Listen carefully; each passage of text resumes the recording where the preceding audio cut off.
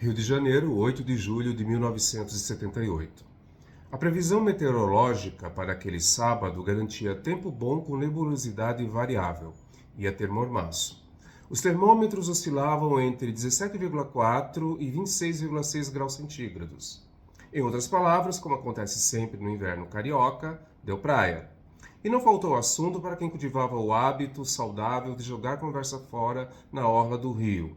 De madrugada, às 3h25, o porteiro do Museu de Arte Moderna percebeu as primeiras chamas de um incêndio que 40 minutos depois tinha destruído praticamente todo o acervo da casa, o que incluía 2 telas de Picasso e 2 de Miró. Quem deu uma olhadinha nos estragos foi o candidato da Arena à próxima eleição indireta à presidência da República, o general João Batista de Figueiredo. Em companhia do futuro governador da Bahia, Antônio Carlos Magalhães, ele passou no Humano, início da manhã, a caminho do aeroporto, encerrando uma visita de 3 dias à cidade. Mas nem a tragédia do MAN, nem a previsível campanha do general alimentava a conversa daquela gente bronzeada. O papo era um só. Quem matou Salomão Ayala? Para aquela noite, entre 20h25 e 21h15, estava marcada a exibição pela Rede Globo do último capítulo de O Astro, novela de Jeanette Claire, que há 6 meses vinha prendendo a respiração do país. Mais um pouco, e enfim, os 10 milhões de espectadores que seguiam a novela das 8 iam saber quem matou Salomão Ayala. As emissoras concorrentes nem tentaram competir. A Tupi programou para o mesmo horário mais um capítulo de Roda de Fogo. Não é a novela homônima da Globo da década de 80, é outra. A Bandeirantes contra-atacou com um pouco de luta livre em Astros do Ringue e mais um tanto de socos e pontapés com a série americana Cyborg. O TVS naquela época, ainda iniciando sua escalada para a linha de frente dos campeões de audiência, não tinha nada mais poderoso para oferecer do que o faroeste de segunda linha, um começo no deserto, dentro da seção Bang Bang. Mesmo fora da programação da TV, a concorrência era desleal. A então jovem atriz americana Sissy Spacek estava passando o fim de semana na cidade em companhia da mãe. Levaram-na para jantar no Saint-Honoré e a moça estranhou o restaurante vazio. Sucesso no Canecão, o espetáculo de Caetano Veloso e Maria Bethânia, saudado pelo ineditismo da apresentação no mesmo palco dos dois irmãos, viu pela primeira vez o borderô não anunciar casa lotada. E até os cinemas que apresentavam o campeão de bilheteria da temporada, Os Embalos de Sábado à Noite, o filme que lançou John Travolta e a moda das discotecas, não tiveram uma sessão das 8 tão pouco embalada. Não era uma noite para se ler Tia Júlia e o Escrevinhador, o romance de Mário Vargas Llosa que esgotava nas livrarias, nem para se consultar as curvas do biorritmo, o modismo que tinha sobrevivido ao final do verão. Nem mesmo para se reclamar dos 2.000 telefones mudos cujas linhas há 2 dias tinham se rompido num dos buracos da aparentemente interminável obra do metrô carioca. Era até bom que os telefones não tocassem.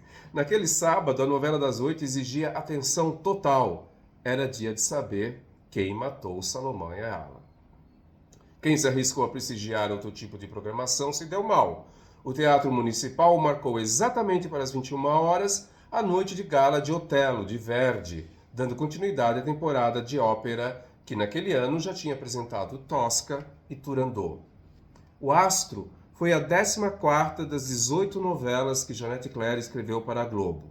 Não foi o seu primeiro sucesso. Mas, com o Astro, Jeanette deixava de ser apenas uma bem-sucedida autora de novelas, virava fenômeno de comunicação de massas e entrava, definitivamente, para a história da televisão brasileira. Parecia não haver no país uma só alma que não estivesse envolvida pela curiosidade de saber quem matou Salomão Ayala. 15 dias antes daquele sábado, a classe artística comemorou em Brasília a assinatura da lei que regulamentava a profissão de ator. No meio da festa, Daniel Filho, o diretor de O Astro, foi apresentado ao presidente Ernesto Geisel. O general não deixou escapar a oportunidade. Em meio aos cumprimentos, disparou: Daniel, diga uma coisa. Quem matou Salomão Ayala? Numa das poucas vezes em que esteve identificado com a população, o presidente tentou conhecer de antemão um segredo que todo o país queria desvendar, mas o segredo foi mantido. Para quem conhecia Janete, não era difícil descobrir o assassino. Ela costumava dizer que quando lhe faltava inspiração, lia jornais, e foi em notícias de jornal que ela construiu seu crime de ficção. Quando o astro estava para acabar, já fazia um ano que a imprensa carioca registrava, diariamente, tudo sobre um assassinato que mobilizara a cidade. Uma garota da classe média, Cláudia Lecim Rodrigues, tinha sido morta durante uma festa regada a drogas num apartamento na Zona Sul. Os acusados do crime eram um jovem viciado em cocaína, Michel Frank, e seu amigo Jorge Cour, um cabeleireiro que circulava na alta roda. Entre os suspeitos da novela, eu não vou dar esse spoiler para quem não conhece a história.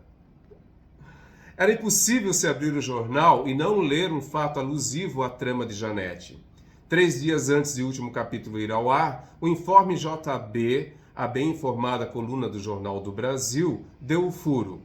Nem por isso a curiosidade da audiência diminuiu. E se Janete mudasse o final? Afinal, foram gravados 5 finais diferentes para enganar a imprensa.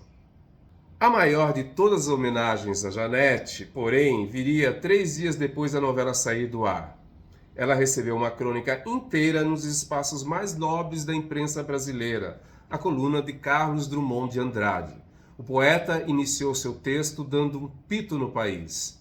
Agora que o astro acabou, vamos cuidar da vida, que o Brasil está lá fora esperando. Na mesma crônica, Carlos Drummond de Andrade deu uma definição definitiva para a Janete, usineira dos sonhos. No país da censura implacável, das eleições indiretas, do pesadelo da ditadura, tudo o que o Brasil precisava era de uma usineira de sonhos. Esse é mais ou menos um resumo do primeiro capítulo da biografia de Janete Claire, A Usineira de Sonhos, escrita por Arthur Chechel, publicada em 1996. O Chechel traça um painel social, político, econômico e cultural do Rio de Janeiro, ou do país, melhor dizendo, na noite do dia 8 de julho de 1978, noite em que foi ao ar o último capítulo da novela O Astro, que agora está disponível inteirinha no Globoplay. Você já deu play à novela? Eu já.